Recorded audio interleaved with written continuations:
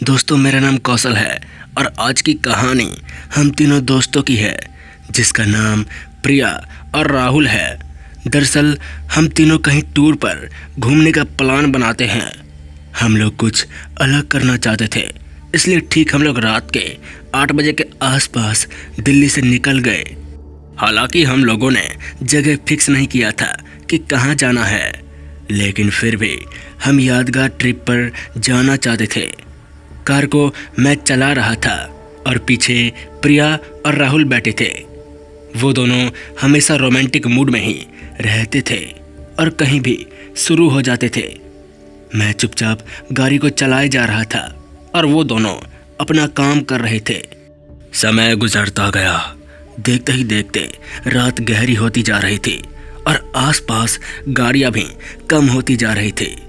वो अमावस्या की रात थी। जब मैं गाड़ी चलाते चलाते थक गया तो मैंने गाड़ी को एक ढाबे पर रोक दिया थोड़ा आराम करने के लिए। वहाँ रोककर हमने खाना खाया और वापस वहाँ से निकल गए। पता नहीं राहुल के मन में क्या मस्ती सूझी कि उसने हमें भूतों की कहानी सुनाना शुरू कर दिया। मुझे उसकी बातों पर बिल्कुल भी विश्वास नहीं था और मैं उसकी बातों पर डरने की जगह हंस रहा था। लेकिन प्रिया कहती है, तू भी ना राहुल, ऐसी बातें मत किया कर। प्रिया थोड़ी डरपोक टाइप की लड़की थी जो भूत प्रेतों पर विश्वास करती थी। मैं चुपचाप अभी गाड़ी को भगा ही रहा था कि तभी अचानक से प्रिया चिल्लाते हुए कहती है, कौशल गाड़ी तेज करो, वो चेहरा। ये सुनकर मैं हंसने लगा क्योंकि मैंने सोचा कि ये लोग मेरे से मजाक कर रहे हैं।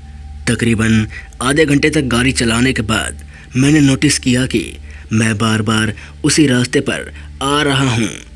मैंने सोचा कि शायद ये मेरा आंखों का धोखा होगा, लेकिन मैं गलत था। काफ़ी समय तक गाड़ी चलाते चलाते फिर से मैंने नोटिस किया कि मैं बार बार उसी जगह पर आ रहा हूँ। मतलब ये था कि अब हम लोग बहुत बुरी मुसीबत में फंस चुके हैं। हमारे पास और कोई चारा नहीं था। हम करे तो करे क्या, हमें कुछ समझ नहीं आ रहा था।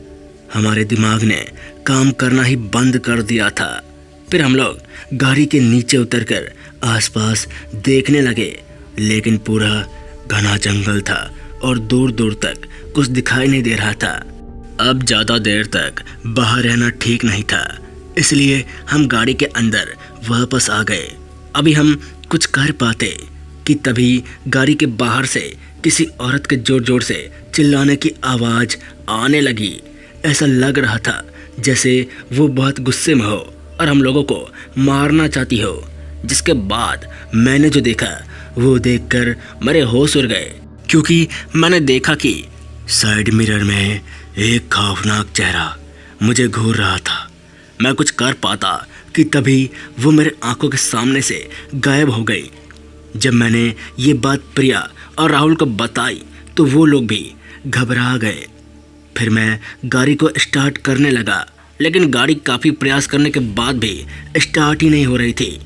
हम लोग अंदर बैठकर अभी सुरक्षित महसूस नहीं कर रहे थे, क्योंकि एक भी गाड़ी आसपास दिखाई नहीं दे रही थी जिससे हम लोग मदद मांग सके।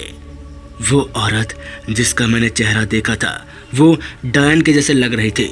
उसकी दोनों आंखें आसमान के जैसे नीली थी। प्रिया इतना सुनते ही डर चुकी थी और अब उसकी हालत गंभीर होने वाली थी। वो ठीक से बोल भी नहीं पा रही थी। अचानक से गाड़ी जोर जोर से हिलने लगी, जिसके बाद हम कुछ कर पाते। हमारे साथ जो हुआ वो बहुत ही डरावना था, क्योंकि तो दोस्तों, मिलते हैं इस कहानी के पार्ट 2 भाग में। तब तक के लिए जय हिंद, जय भारत।